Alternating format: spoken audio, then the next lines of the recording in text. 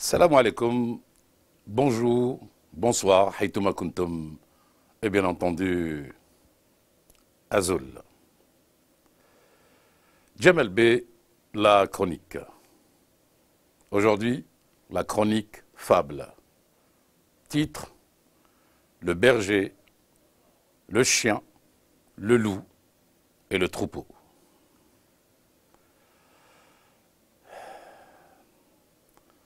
De tout temps, les bergers étaient les fidèles gardiens des troupeaux. Aux aurores, le troupeau jubilait au son des pas du berger fier et beau. Lui et ses chiens veillaient au grain. Le troupeau broutait sans souci du lendemain.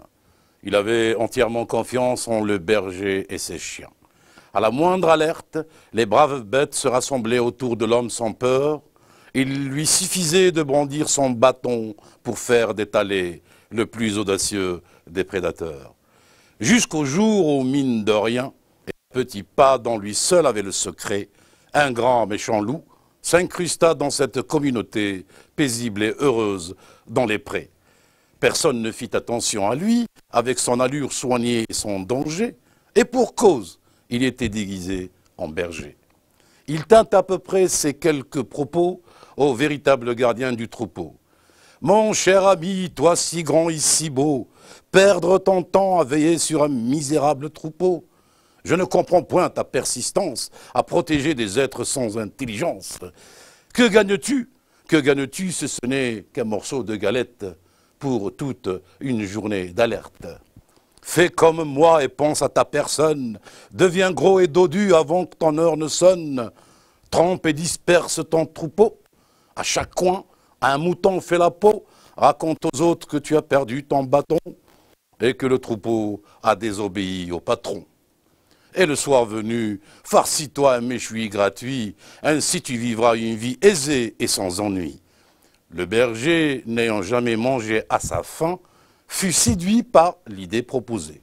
Il éparpilla le troupeau, égorgea quelques moutons et mangea à sa faim après avoir osé. Les chiens à ses pieds couchés lorgnaient sur les beaux quartiers de viande sans pouvoir y toucher.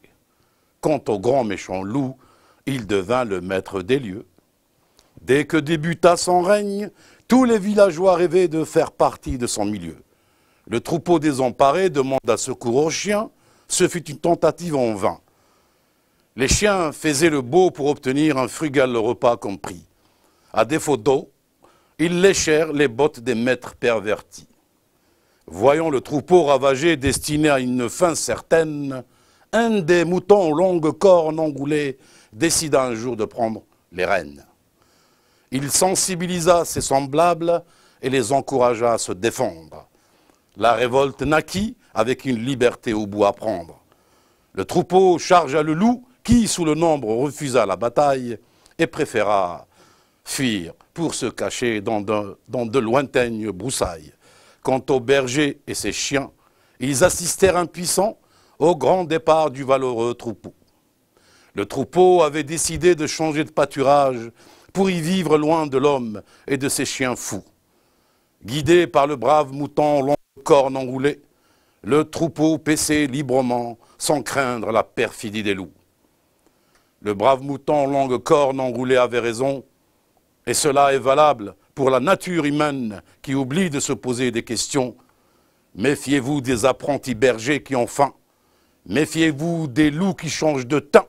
Méfiez-vous des chiens qui mangent dans toutes les mains. Un berger n'acceptera jamais d'être et de vivre comme un mouton malgré ses oripeaux, mais un mouton peut être berger tout en vivant au sein du troupeau. Certes, il est vrai que l'auteur que je suis n'est pas Jean de La Fontaine, mais un cri du cœur qui raconte une métaphore algérienne dont la chute est heureuse et qui finit bien, espérant un jour qu'il en sera ainsi pour tous les Maghrébins. Salam alaikum, bonne journée, bonne soirée, haytouma kuntum, et bien entendu, Tenmert, au revoir.